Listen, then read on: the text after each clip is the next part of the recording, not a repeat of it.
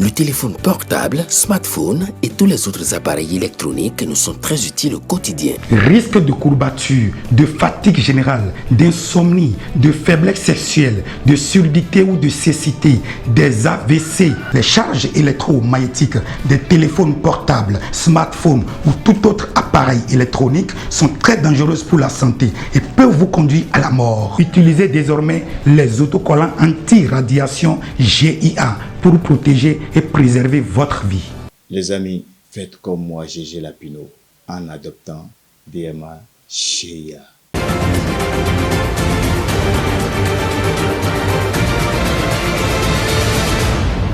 Guéri TV Monde, le leader des Web TV au Bénin. Mesdames et messieurs, bonsoir et bienvenue à cette nouvelle édition sur Guéri TV Monde. Voici le sommaire. La population de Porto Novo est confrontée à des difficultés majeures pour obtenir des actes d'état civil auprès de l'Agence nationale d'identification des personnes, ANIP, installée dans les arrondissements. Le processus long et pénible oblige de nombreux citoyens à passer des heures, voire des nuits blanches dans l'espoir d'obtenir un seul document essentiel pour leur identification. Le constat de la rédaction est à suivre dans ce journal. Indisponibilité d'eau de la Soneb dans plusieurs quartiers de Parakou. Les populations souffrent le martyre depuis environ une semaine. Le reportage de notre équipe régionale de Parakou est à suivre. Hors de nos frontières, au Mozambique, les manifestations post-électorales sont interdites par les autorités. Mesdames et messieurs, voilà tout pour le sommaire. Le développement, c'est tout de suite. Mesdames et messieurs, à nouveau, bonsoir. 2 jours après l'arrestation de Louis-Philippe Hondegnon, l'inspecteur de police Damien Hondegnon, frère cadet de l'ancien directeur général de la police nationale, a également été mis aux arrêts. Il a été interpellé dans la matinée de ce vendredi 15 novembre 2024 à son poste de travail au commissariat d'Idigny, puis conduit à la direction départementale de la police républicaine du département du Plateau. Selon plusieurs sources, son téléphone portable aurait été saisi. Son interpellation intervient après qu'il a diffusé un message sur la toile ce jeudi 14 novembre 2024 en réaction à l'arrestation de son frère aîné Louis-Philippe Hondegnon. Je l'annonçais tantôt, les citoyens de la ville capitale qui tentent d'obtenir un acte d'état civil sont confrontés à une situation difficile. Nombreux sont ceux qui passent des heures interminables dans des files d'attente. Fatigués, ils expriment le désarroi. Suivez plutôt ce constat. Longue file d'attente, main sur la tempe, désolation, tristesse sur les visages, fatigue. Le processus d'obtention d'un acte d'état civil dans la ville de Porto Novo est un véritable parcours du combattant. Sous le soleil ou la pluie, ces citoyens venus de Porto Novo et des communes environnantes vivent un calvaire devant les bureaux de l'Agence nationale d'identification des personnes, ANIP. La dématérialisation de ces services dans les arrondissements proches des populations ne porte pas encore ses fruits. Pour être parmi les premiers servis, certains passent la nuit devant les bureaux de l'ANIP ou arrivent très tôt le matin.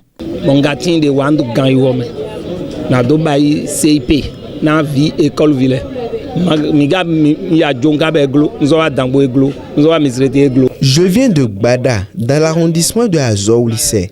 Je suis là pour réaliser la 4 CIP de mes enfants. Je suis déjà allé à Djom, Dangbo, à Promisrete sans aucune solution. Alors je fais la navette depuis 2 semaines et toujours rien. Je souffre trop. J'ai déjà passé des nuits ici et pourtant personne ne vient à mon aide. L'attente est tellement longue au point où les responsables de la NIP n'arrivent pas à satisfaire tout le monde. Voilà mes difficultés. Il faut dire que les moyens mis à la disposition de la NIP ne répondent pas à l'attente de la population. Je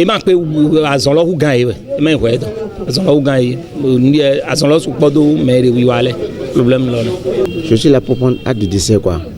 Donc, comme il y a de lenteur administrative, moi je suis allé directement à la direction générale de l'année par Cotonou.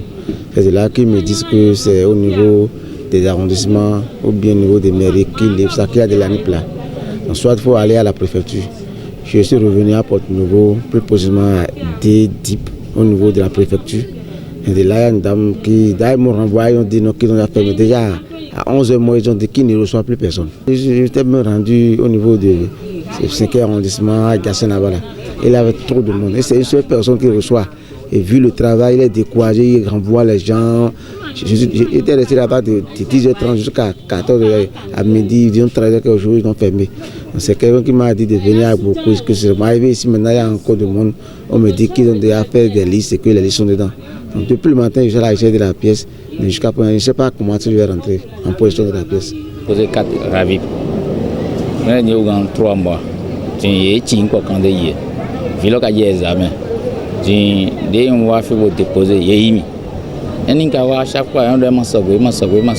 Moi, j'avais déjà réalisé l'acte de naissance sécurisé de mon enfant. Mais il y a eu des erreurs sur le document et depuis 3 mois, je ne trouve toujours pas de satisfaction. Alors que mon enfant est en classe d'examen. L'enfant est déjà renvoyé de l'école et moi, je suis toujours là sans aucune solution. Par exemple, il y a des filles, nous faisons 4h du matin.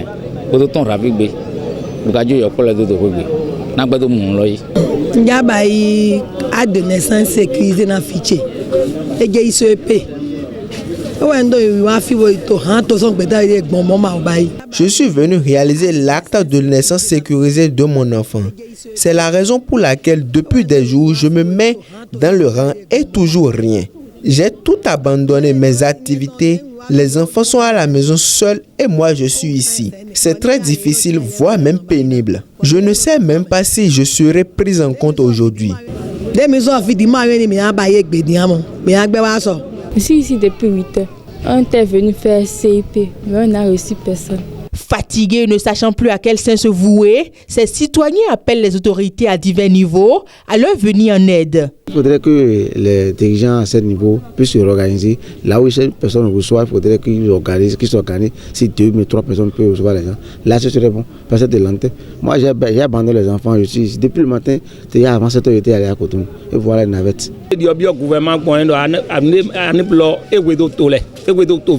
J'implore le gouvernement béninois afin qu'il porte un regard favorable vers ce service. Nous, population, nous souffrons trop.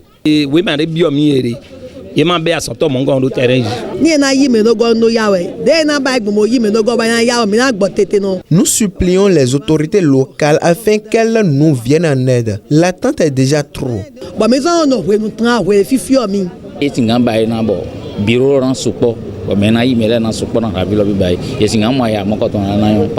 Nous implorons les autorités afin qu'elles recrutent de nombreux agents afin que le service soit rapide. Nous souffrons trop. Vraiment, il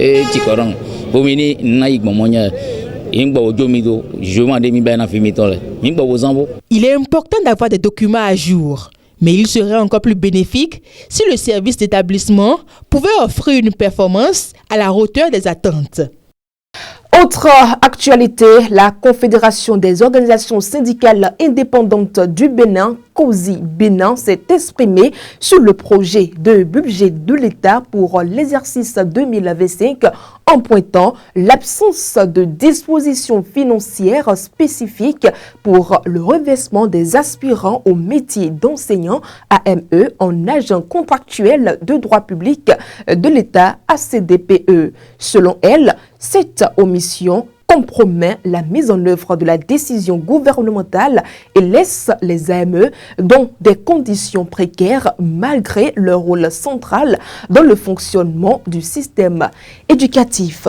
Comme je l'annonçais en titre, mesdames et messieurs, les habitants de certains quartiers de Parakou n'ont plus accès à l'eau de la Soneb depuis une semaine. Ce constat a été fait notamment dans les quartiers Wourou Tokoru, Okedama, Sinanguru et Gano. Cette situation difficile contraint les populations à parcourir de longues distances pour s'approvisionner en eau de pluie afin d'y faire face. Suivez ce reportage réalisé par Anselme Orisha et Modeste Adanzetor pour plus de détails. Plusieurs quartiers de la ville de Parakou sont privés d'eau de la Seneb depuis environ une semaine. C'est la triste situation à laquelle sont confrontés les habitants de Wuru Tokoru, Okedaman, Ganon, Albarika, Sinanguru et bien d'autres. Ces derniers éprouvent de grandes difficultés à mener à bien toutes les activités nécessitant de l'eau. Ils sont donc contraints de parcourir de longues distances pour s'approvisionner en eau dans les puits. Ça fait au moins 5 jours maintenant qu'on a eu problème de coupure. Et ils ont dit que c'est une panne qu'ils vont venir régler. Et depuis les 5 jours là, on n'a pas eu l'eau. Et si on veut puiser de l'eau, tout le monde dans le quartier vient dans le puits qui est à côté de mosquée ici. Donc c'est là tout le monde dans le quartier vient pour puiser de l'eau. Sans l'eau, on ne peut. On souffre trop. On souffre depuis 5 jours maintenant là, on souffre trop pour l'eau là, on souffre. On ne sait pas exactement le problème s'est posé où. On souffre trop. Il y a de cela 3 jours. On a des difficultés à laver les motos. Bon, grâce au puits du quartier, à peine 100 mètres, on prend des bassines, des bidons pour charger et aller chercher de l'eau. Tout ça là nous cause de la peine. Ça nous cause beaucoup de soucis. On perd des clients parce que ce n'est pas rapide. Si c'est la pompe, il y a la pression, on lance seulement, on lave les motos très rapidement. Ici c'est OK et c'est dans toute la zone. Parce qu'il y a des gens qui viennent se plaindre ici. Si en demandant si on a de l'eau, ils veulent en savoir. Mais on dit qu'ici, on n'a pas de l'eau. Selon nos informations, cette coupure d'eau de la Seneb, qui dure depuis plusieurs jours, serait due à une panne sur l'un des conduits d'eau de la ville. Les populations affectées appellent les services compétents à redoubler d'efforts pour résoudre ce problème. Ils n'ont qu'à nous aider à amener l'eau. Parce que s'il n'y a pas l'eau, on ne peut rien faire. Ils n'ont qu'à nous aider. On prie beaucoup au directeur de Seneb, on prie beaucoup, il n'a qu'à nous aider. Sinon, ça ne va pas, ça ne va pas. L'eau, là, on souffre trop dans le quartier ici depuis 5 jours. On prie les autorités pour qu'ils puissent réagir à propos de ça. Parce que l'eau est la source de vie. C'est une source de vie. Donc on a besoin de l'eau. Pour qu'ils n'ont qu'à faire quelque chose, ils n'ont qu'à pardonner et revoir ça. Il y a le souci qu'il y a, ils n'ont qu'à vite gérer ça. Sinon, on a des problèmes. On a des problèmes ici. Surtout ici à Okedama. Combien de temps encore les abonnés devront-ils attendre pour voir la situation rétablie? La direction départementale de la Société nationale des eaux du Bénin est donc interpellée. Hors de nos frontières au Mozambique, des manifestations contre les résultats de l'élection présidentielle remportée par Daniel Chapo du Frélimo avec 71% des voix ont été interdites par le ministre de l'Intérieur Pascoal Ronda. Voici les détails. Ces manifestations, débutées en octobre à Maputo, ont dégénéré en affrontements violents. La police, utilisant des gaz lacrymogènes et des balles en caoutchouc, a dispersé des manifestants, bloquant des routes et allumant des feux. Venancio Mondlane, principal opposant, accuse le Frélimo au pouvoir depuis 1975 d'avoir truqué le scrutin. Ces troubles ont causé au moins 18 morts selon Human Rights Watch, bien que certaines sources avancent plus de 30 victimes. La répression s'intensifie. 2 journalistes sud-africains couvrant les troubles ont été arrêtés et les autorités ont restreint l'accès à Internet, une mesure dénoncée par Human Rights Watch. Venancio Mondlane, en fuite depuis le meurtre de son avocat, dit craindre pour sa sécurité.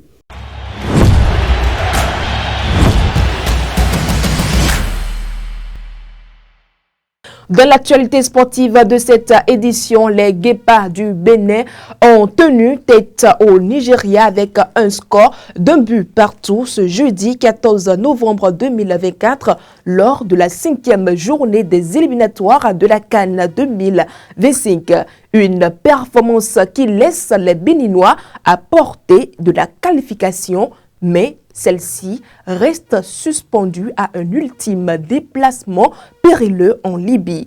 Tous les regards sont donc déjà tournés vers ce rendez-vous. Patrice Ayontan. Le dernier match des Guépards, prévu pour le lundi 18 novembre 2024 à Tripoli contre la Libye, sera décisif. Ce déplacement n'est pas sans appréhension, notamment après les incidents survenus lors du dernier match à domicile des Libyens contre le Nigeria, où les Super Eagles avaient été bloqués à l'aéroport par leur hôte. Dans les propos rapportés par Philippe Doucet pour Africa Foot, le sélectionneur ghanéen a confié, je cite, « Déjà la Libye a tenté de déplacer le match à Benghazi sur le terrain synthétique, mais nous avons refusé cette manœuvre. Sur le terrain, nous saurons répondre. J'ai confiance dans cette équipe et son état d'esprit impeccable. » Fin de citation. Steve Mounier, capitaine des Guépards, a évoqué les erreurs du passé pour galvaniser ses coéquipiers. Je cite, « On oublie bien vite l'épisode de la Sierra Leone où nous avions perdu une CAN à cause d'un contexte extra-sportif. Cette fois, la CAF a réagi différemment face aux manœuvres libyennes en leur infligeant une défaite par forfait contre le Nigeria. Si un incident similaire devait se reproduire, nous partirons comme les Nigérians et nous aurons match gagné.